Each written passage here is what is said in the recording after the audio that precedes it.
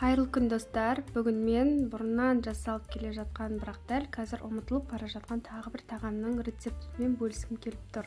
Бұл тағам өте жеңіл әрі пайдалы болып келеді. Бұл тағамды әжеміз жұқпа деп айтатын, бала күннен жеп өстік.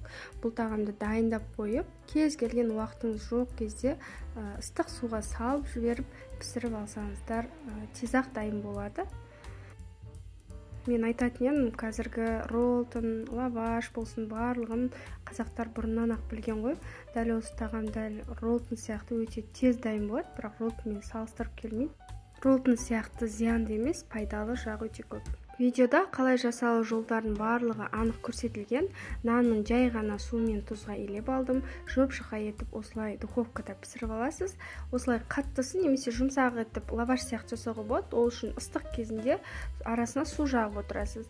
Мінекей осылай ыстық қайнаған суға айранды саламыз. Сосын дәміне қарай тұз салып, біздің дайын болған нанымызды осылай турап салып, бетіне күйдірілген майды құйып жіберсеңіздер, өте дәмді болады.